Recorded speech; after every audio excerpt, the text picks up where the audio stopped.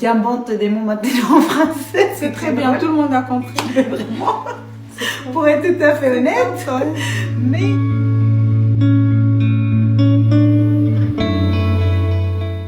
Bonjour les amis, j'espère que vous allez bien. Moi je vais très bien et je suis très contente de vous retrouver aujourd'hui pour une nouvelle vidéo. C'est une journée particulière parce que je suis avec une femme que j'aime beaucoup, que j'admire beaucoup aussi, Dana.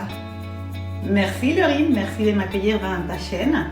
Ça fait vraiment plaisir de passer ces petits moments avec toi. Moi aussi. Et j'espère que vous allez tous en profiter justement de cette discussion. Alors je m'excuse, il y a un petit accent, vous avez compris. Moi aussi. Donc moi je suis d'origine colombienne, donc à moitié colombienne, à moitié anglaise. Et nous avec Laurine, on s'est rencontrés justement à l'école de nos enfants, qui sont amis d'ailleurs, sont très très bons copains. Et donc Laurine m'a invité justement à avoir cette petite discussion dans sa chaîne YouTube. Et merci beaucoup pour cette opportunité. Je suis ravie de vous rencontrer et ravie justement d'avoir cette discussion entre filles. Moi aussi, je suis vraiment très honorée et très contente de te recevoir ici, Dana. À la base, j'ai créé cette chaîne YouTube parce que j'avais à cœur d'échanger, de partager avec différentes femmes parce que je crois au partage. Je sais qu'en partageant, on peut impacter, on peut aider, on peut améliorer nos vies. Et je crois que chacune d'entre nous a quelque chose à apporter à quelqu'un d'autre.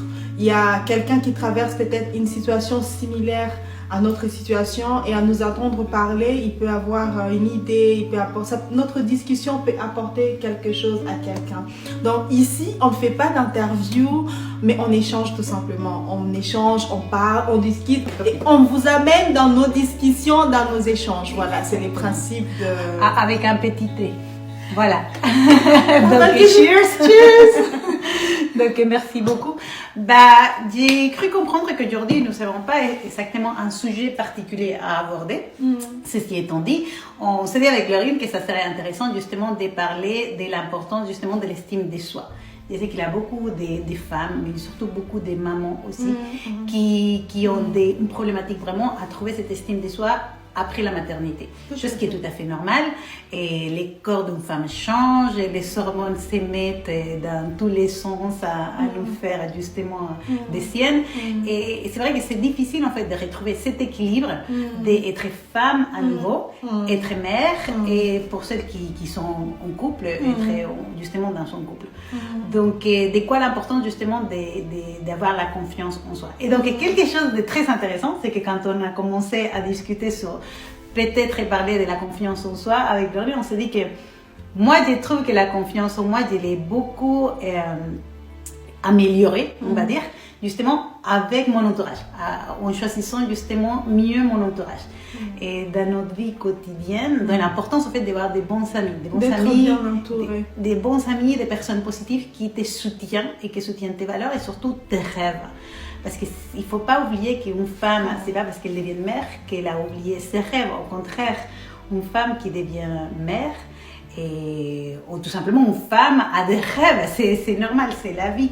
Et nous sommes tous des êtres humains et c'est normal justement de garder justement nos rêves peut-être d'enfance ou d'adolescence.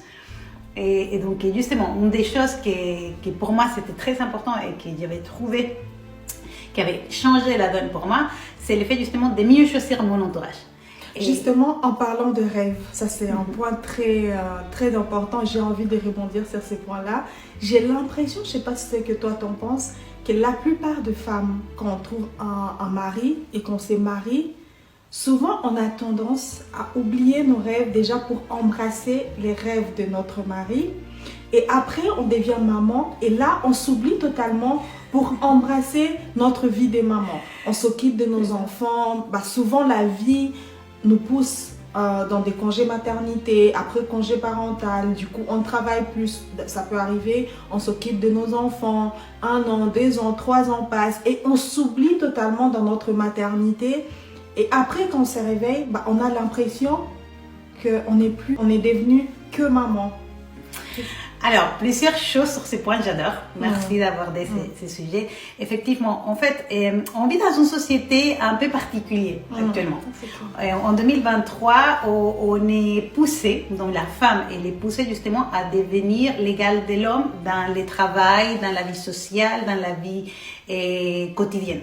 Et ce qui fait qu'on a un peu oublié aussi notre rôle d'épouse et de mère. Je ne dis pas que c'est mal, je dis tout simplement que dans la mentalité justement avec le féminisme, je suis féministe, je parle de fait, je suis féministe, et parce que moi je crois qu'une femme a le droit d'aller vers ses rêves, et on avait tendance justement à oublier cette partie de chez nous. Ceci étant dit, on est toujours des femmes avec cette envie justement de créer la vie, de créer un foyer, de créer un mariage, d'avoir une stabilité. On a envie de tout avoir en fait. Moi, je ne connais pas une femme qui ne veut pas tout avoir. Même si on s'est dit, je préfère peut-être dans ces moments de ma vie aller vers ma carrière et prioriser ça, au fond de nous, on a envie de tout avoir. En tout cas, c'était le cas pour moi. Je ne parle pas pour toutes les femmes au monde. Et donc, c'est vrai que c'est compliqué de trouver un équilibre, étant donné qu'en sachant déjà qu'un couple, ça doit trouver aussi son propre équilibre. Un couple, c'est deux personnes qui doivent évoluer ensemble. Et donc, ils doivent faire des concessions, des rêves chacun. Et la société, pendant longtemps, a fait justement que les rêves de la femme, c'est les rêves qui étaient plus faciles à oublier. Parce que c'est l'homme, justement, le provider, donc c'est lui qui doit amener et faire tourner la marmite. Traditionnellement, dans nos sociétés, ça a été comme ça. Chose qui est en train d'évoluer. Ça évolue, mais ça continue, mais très doucement, effectivement. Et ce qui fait justement qu'en fait, on a une pression supplémentaire parce que la société, d'un côté, te dit il faut que tu sois une femme qui réussisse dans ta carrière professionnelle, mais en même temps, il faut que tu réussisses dans ton couple, donc faire des concessions. Et il faut que tu réussisses comme maman parce que si ton enfant va pas bien à l'école, c'est-à-dire que tu es une mauvaise maman. Et donc, il y a toutes ces culpabilités. Il y a une très forte pression sur la femme. Exactement. Et donc, je ne dis pas que les hommes n'ont pas non plus sa part dans tout ça. Au contraire, je pense aussi que si on discute, on les fera un autre jour. La pression masculine, justement, vis-à-vis de la société actuelle, c'est très compliqué aussi pour eux. Et moi, je sais parce que je suis mère d'un petit garçon, toi, tu es mère de 3 garçons, et on voit bien justement comment la société évolue. Et parfois, moi, je suis inquiète. Mais bon, ça, c'est un autre sujet. Revenons à nos moutons. Et effectivement, ce qui fait, c'est très compliqué pour une femme de trouver cet équilibre. Et c'est vrai que c'est plus facile, surtout pour une femme qui était éduquée dans une éducation conservatrice et traditionnelle, d'essayer justement de sortir de ces chantiers battus. Pourquoi? Parce qu'effectivement, c'est cette pression de « ok, il faut que je sois une bonne maman, il faut que je sois une bonne épouse, il faut que mon couple tienne la route, mais il faut aussi que ma carrière professionnelle soit brillante. » Or, nous le savons actuellement, et ça c'est une grosse hypocrisie dans cette société parce qu'on sait très bien que quand on devient mère et qu'on décide justement d'être, selon moi, ce que j'ai choisi, c'est-à-dire m'occuper de mon enfant et abandonner pour quelques années ma carrière professionnelle, quand on revient au marché du travail, on se retrouve moins que rien. Et ça, c'est un truc vraiment très important et je pense que je vais faire une vidéo spécifique où je vais parler vraiment de mon expérience là-dessus. C'est vrai, je suis d'accord avec ce que Dana dit, hein, quand on choisit de faire une pause pour s'occuper de ses enfants ou de son enfant, quand on décide de revenir à la vie professionnelle, c'est compliqué. C'est extrêmement difficile. Peu importe le CV, peu importe les expériences qu'on a eues, en fait, l'effet de s'être arrêté pour quelque chose qui est dans les marchés du travail superficiel, parce que c'est comme ça qu'on nous les fait voir, que c'est superficiel, parce qu'on a le choix de donner notre enfant à des inconnus au bout des 3 mois.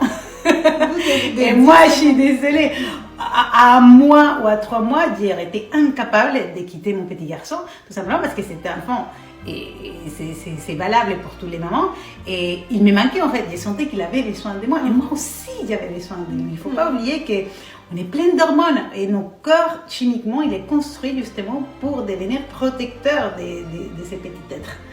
Et donc moi c'était mon cas aussi, effectivement, j'ai trouvé des difficultés justement à retourner dans les marchés du travail, et j'ai vu ça se reproduire beaucoup autour de moi, autour des femmes justement qui avaient fait le choix comme moi de s'arrêter un certain temps tout simplement pour prendre soin de son bébé. Et donc c'est une vraie problématique justement, et cette estime de soi après s'être affronté justement à tous ces cheminements justement qui pour moi en tout cas ça a été très très négatif, parce que je me suis retrouvée vraiment au fond du puits. Je me suis retrouvée comme tu l'as dit, oui, je pense que ça s'est arrivé à toi aussi, de douter absolument de tout ce que tu fais, de tout ce que tu es, de qui tu es, tu ne te reconnais plus, tu ne sais pas qui est la personne qui est en face. Et en plus, après la maternité, en tout cas, c'est hyper dur parce que tu as perdu ton corps, tu as perdu tes repères. Et du coup, le fait que la société mette cette pression sur toi, qu'en fait, on te dit, en fait, tu as tout perdu. Tu as perdu ton corps, tu as perdu ton cerveau, tu as perdu... Donc, qui tu es? Moi, en tout cas, c'était ça pour moi. Moi, je me suis réfugiée beaucoup. Et déjà, comme je te le dis, pour la première fois de ma vie, et les gens disent que j'ai eu une crise de la quarantaine. Non, c'est pas une crise de la quarantaine. Je pense simplement que pour la première fois de ma vie, j'ai dit stop. Et j'ai dit aux gens, arrêtez. Et voilà, j'ai mis une barrière. C'est genre, non, dégagez.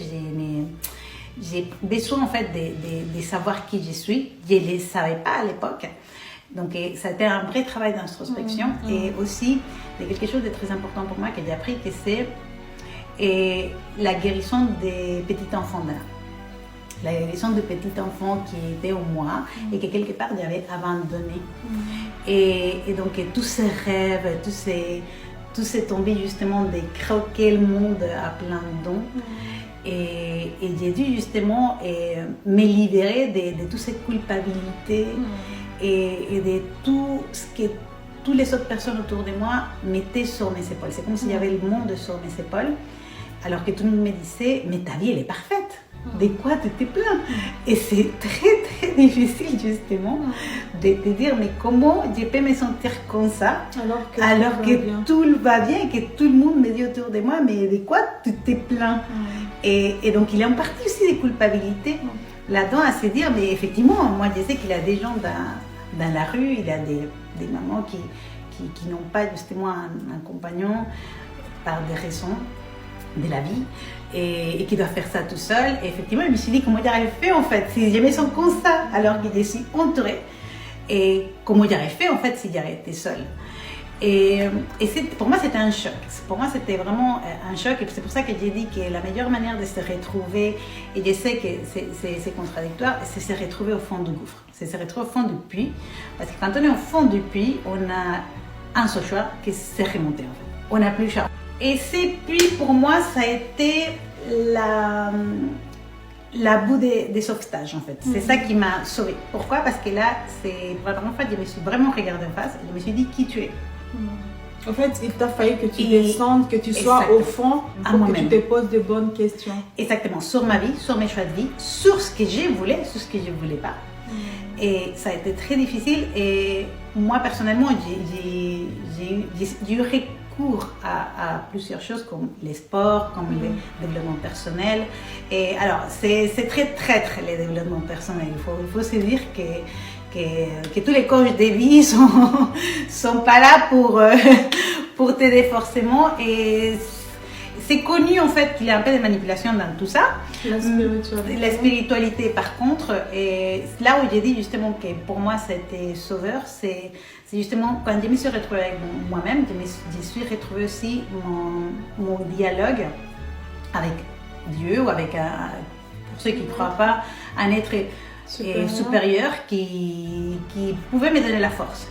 Et pour ceux qui ne sont pas croyants, je comprends tout à fait que c'est complètement ridicule ce que j'ai dit. Et c'est tout simplement se dire quelle est la meilleure version de moi-même.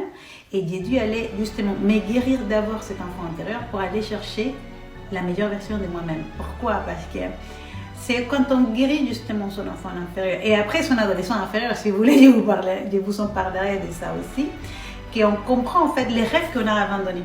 Parce qu'on a tendance, quand on est adulte et qu'on arrive à un certain âge avec un certain format justement de la société, et à oublier ses rêves d'enfance. Or, il n'y a rien de plus beau que les rêves d'enfance. Moi, je vois mon fils, j'écoute ce qu'il me dit, ses rêves, Et moi, ça me fait pétiller. Ça me rappelle, et ça aussi, mon fils a été une grande partie de ma guérison parce que alors que je me sentais coupable d'être avec lui, en même temps, je voulais le faire, je voulais être avec lui, mais profiter de ces moments présents avec lui et l'écouter et voir son évolution, ça a beaucoup aidé mon petit enfant intérieur parce que je me suis un peu mis en miroir face à lui. Et quand il me parle justement de ses petits rêves, lui, il rêve de devenir détective, mais détective du monde. Mais moi, j'ai dit policier, mais il est non, détective. Donc, détective, ça veut dire dans tous les sens. Je n'ai pas compris ce qu'il veut vraiment, pour être tout à fait honnête. Mais je sais qu'il est passionné par découvrir les mystères que les autres ne comprennent pas. Donc voilà, donc je l'encourage là-dessus. Je ne sais pas exactement ce que ça veut dire pour le moment, mais ça m'a fait réfléchir justement à mes rêves d'enfance. Moi, j'avais des rêves d'enfance complètement différents. Moi, je me rappelle que quand j'étais enfant, maintenant c'est quelque chose que je vais partager, je voulais devenir avocate internationale, pénaliste. Et parce que je voulais défendre justement les personnes qui étaient en prison et qui étaient innocentes. Je ne sais pas pourquoi j'avais ça comme rêve. Et quelque part, en fait, je me suis rendu compte que ce n'était pas forcément devenir avocate. Non, pour moi, c'est plus être l'avocate donc, des personnes qui ne sont pas écoutées dans cette société. Tu sais, moi, je me suis rendu compte, je te coupe juste un peu parce que sinon je vais oublier. Je me suis rendu compte que nos rêves d'enfance, quand on commence à regarder nos rêves d'enfance, on se rend compte qu'elle dit beaucoup de nous. Et quand on prend le temps, justement, les faits de tomber bas, et ça arrive souvent pour les femmes quand on a un enfant, ça arrive souvent, moi aussi ça m'est arrivé, et je suis revenue, je me suis justement interrogée aussi sur mes rêves d'enfance. Et aujourd'hui, je me rends compte que, en fait, les rêves que j'avais, ce que je voulais devenir quand j'étais enfant, dit beaucoup de moi. Même quand je vois mon cheminement aujourd'hui, je vois vraiment que mes rêves d'enfant, c'est moi. C'est vraiment moi. Et souvent... C'est ton essence. Oui, vraiment. Oui, c'est ça. C'est ton essence. Et c'est ça qu'on oublie parce qu'en fait, quand on va à l'école, quand on va au lycée, en fait, on est formaté à rentrer dans les moules et dans les besoins de la société. Qu'est-ce que la société a besoin de toi? Donc, qu'est-ce que tu as besoin de devenir pour bien coller? Pour répondre aux besoins de la société. Et donc, effectivement, moi maintenant, j'ai trouvé cet équilibre parce que moi, justement, ce que j'entreprends, je me rends compte, en fait, c'est quelque part aussi mon rêve d'enfance. Moi, ce n'était pas forcément de devenir avocate, pénaliste dans un tribunal. J'aurais pu le faire, d'ailleurs, j'ai fait des études pour ça, non, mais j'aurais pu le faire, c'est pas ça.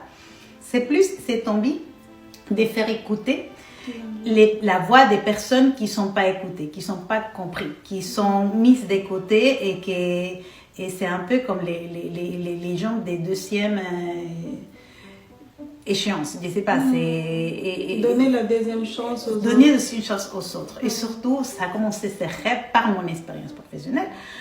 Parce que je me suis guérie et c'est un work in progress, donc c'est quelque chose que je continue à faire tous les jours, c'est quelque chose qui ne s'arrête jamais vraiment, pour être tout à fait honnête.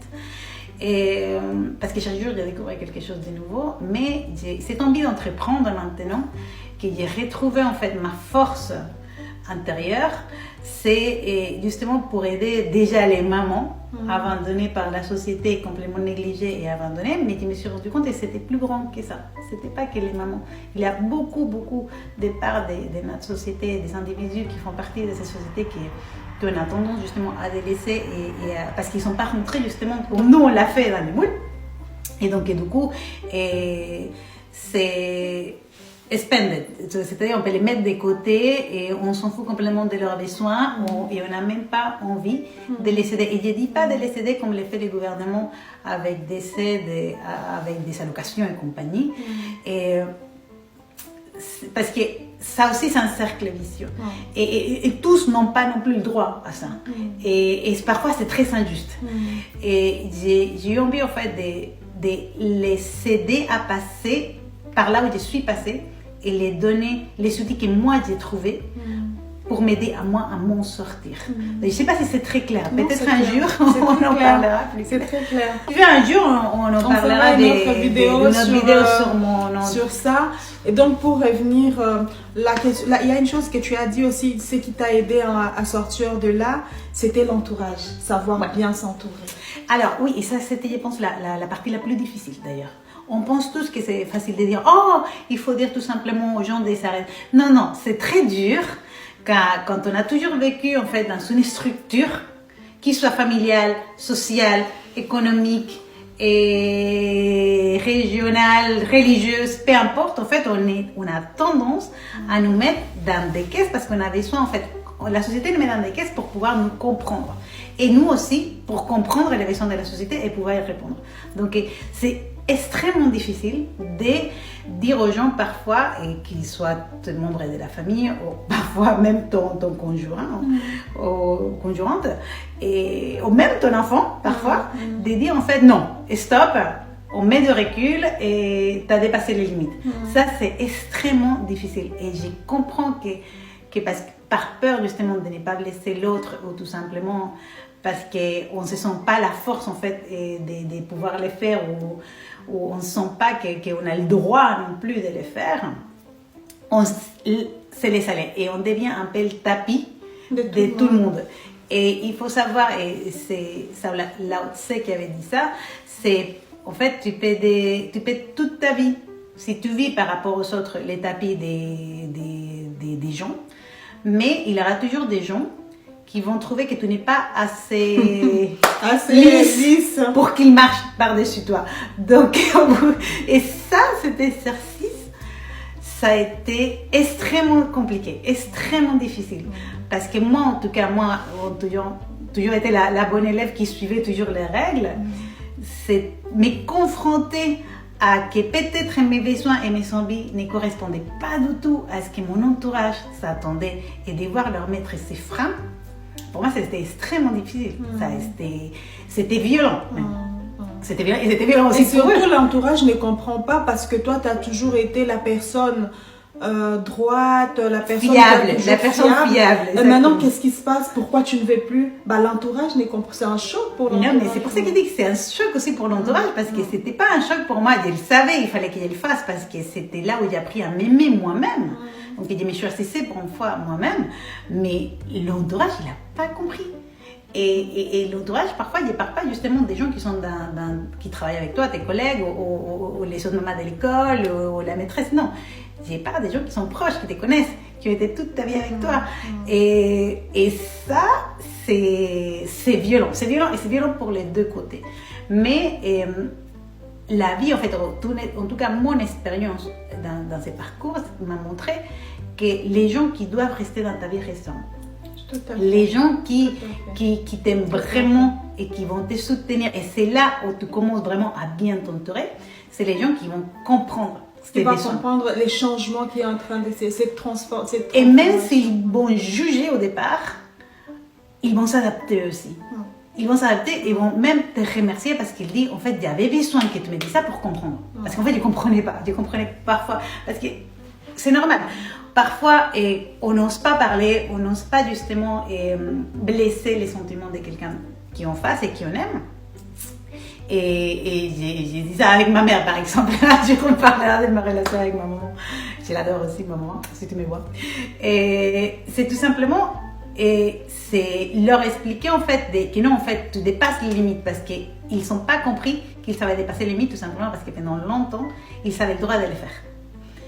Et du coup ils les prennent vraiment très négativement en te traitant justement c'est une crise de la quarantaine ou de la trentaine ou peu importe l'âge qu'on a parce que c'est toujours ça qu'on nous dit.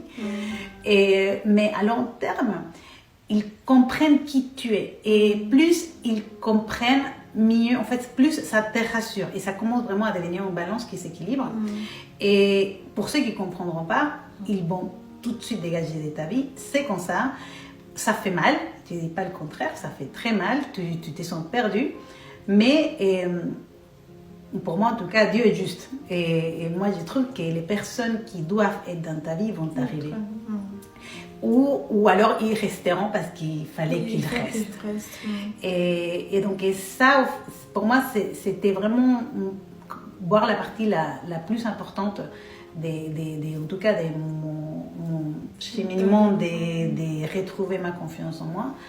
Et c'est savoir en fait avoir cette foi inouïe en sachant que peu importe ce qui se passera, Dieu serait bien parce que c'est moi qui ai choisi. Très bien. Et ça te change de vie. Il ne faut pas subir, il faut avoir cette capacité de choisir. Exactement. Et aussi pouvoir choisir les gens qui sont autour de nous. Ça, c'est très important, savoir choisir les gens qui sont là. Qu'est-ce que la personne, pourquoi cette personne est là? Qu'est-ce qu'elle m'apporte? Est-ce que ce qu'elle m'apporte me fait du bien? Est-ce que ce qu'elle m'apporte... Des fois, les personnes peuvent nous apporter des choses qui ne nous font pas du bien, mais qui sont nécessaires à notre construction. Est-ce que ce que la personne m'apporte est nécessaire à ma construction? Ça, c'est vraiment des questions qui sont... pour moi, je pense vraiment importante. Et aussi savoir, moi aussi, ce qui m'a aidé, si je peux rajouter quelque chose, c'est le fait de dire que aller chercher les bonnes personnes. Des fois, on attend que les bonnes personnes viennent à nous. Ça peut être, par exemple, consulter un psy, consulter une thérapeute ou un thérapeute.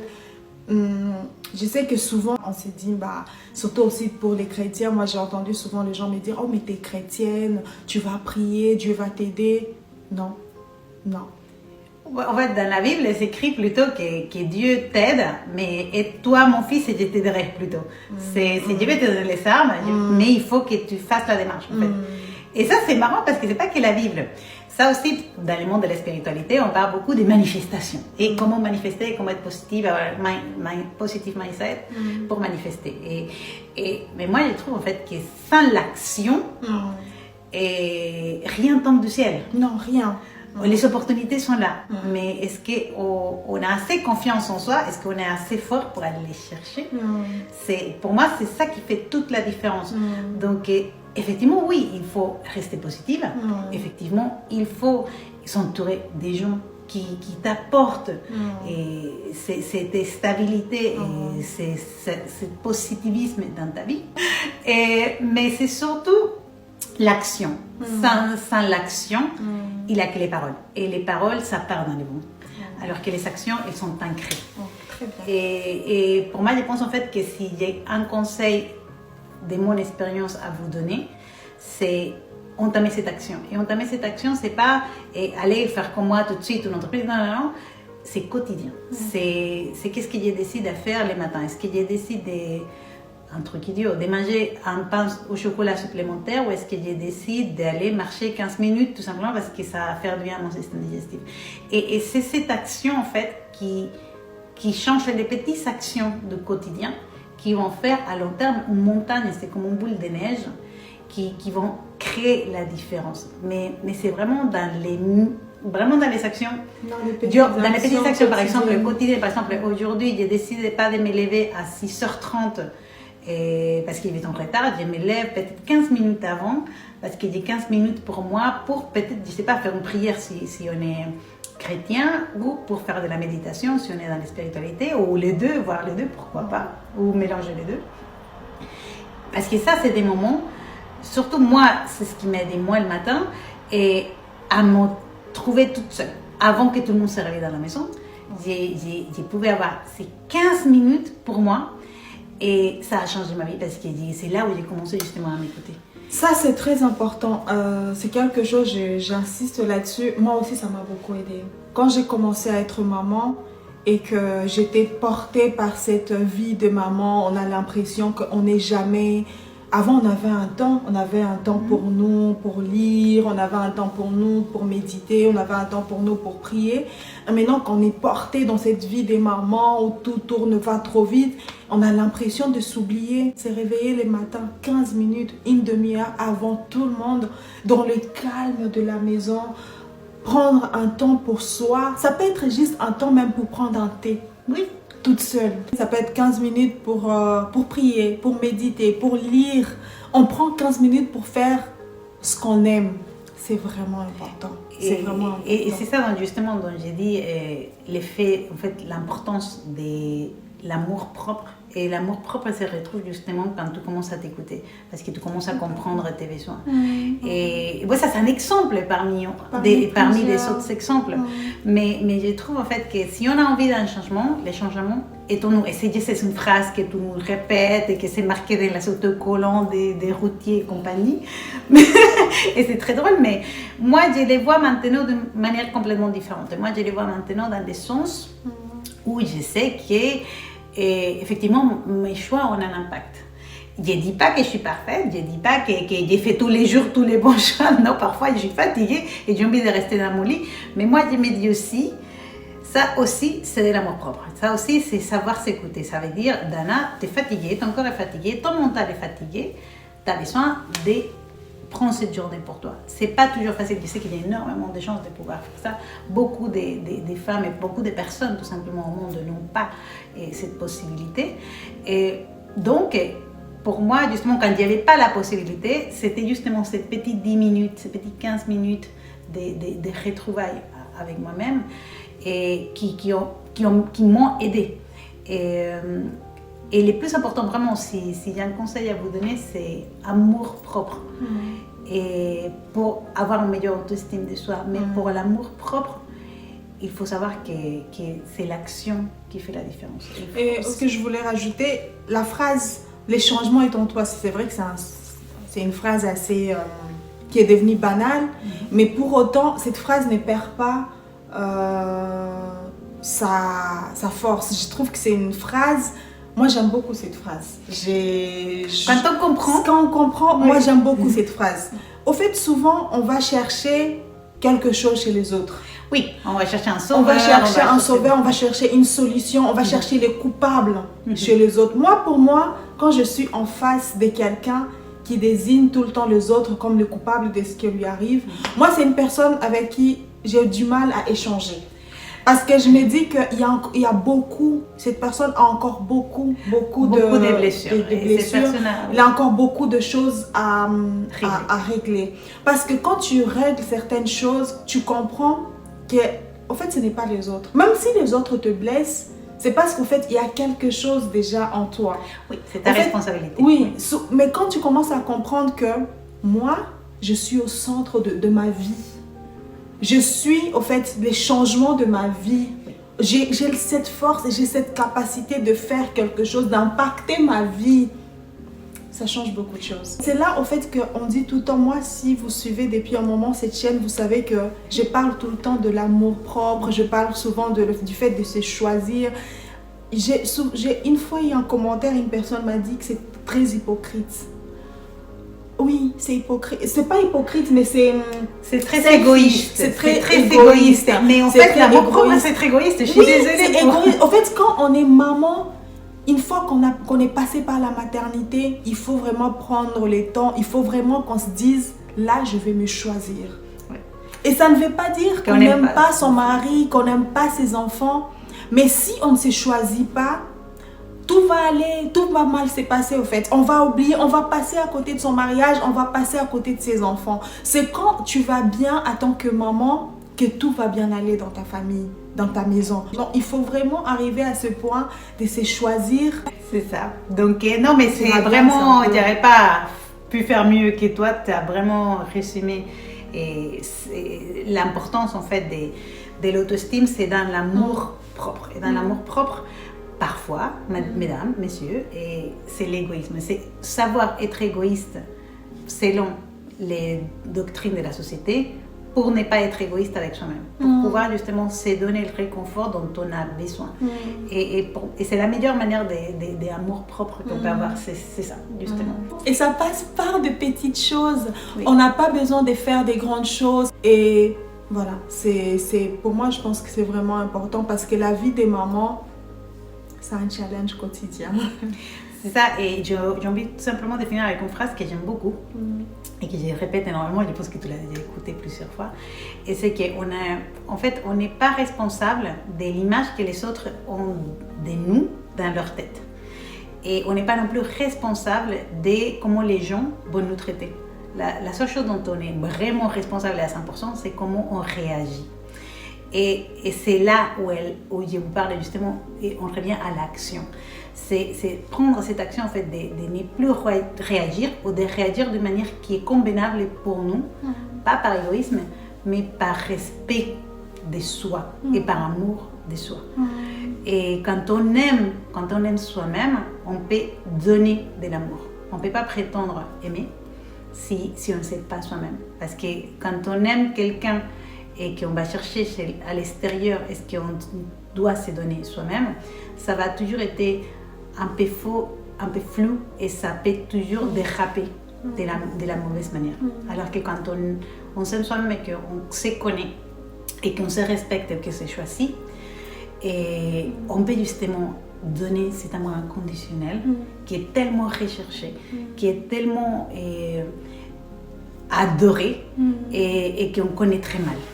Et donc, mesdames, messieurs, rappelez-vous, peu importe ce que les gens vous feront, l'extérieur, la seule chose dont vous êtes responsable, c'est de comment vous réagissez. Et ça change tout. Ça change tout. Donc, merci Laurine. Merci beaucoup Dana, c'est moi qui te remercie pour ces beaux moments. Ça a été vraiment un réel moment. C'est vrai qu'on est parti, on a touché sur plusieurs choses, mais je pense que chacun peut piocher et prendre ce qui lui apporte quelque chose. L'amour de soi, c'est choisir. N'hésitez pas à consulter quelqu'un parce que des fois on est au fond du gouffre et qu'on n'arrive pas. On peut consulter aussi, on peut se faire aider, c'est important. Faut pas avoir honte de cela, c'est très important et ça fait du bien. Moi, je l'ai déjà fait, je vais en parler dans une vidéo. Je vais vraiment en parler parce que je l'ai fait, j'étais au fond du gouffre et il était pour moi impossible de faire quoi que ce soit. Toutes ces choses-là que je viens de faire, c'était difficile de les faire à ce moment-là. Donc, j'ai consulté et ça m'a fait du bien. Et je vais faire une vidéo là-dessus. Je suis très contente, Dana. Enfin, je peux te retrouver. On s'embrasse. Avec grand plaisir. Et on vous embrasse tous. Et cheers! Oui! Allez, bye.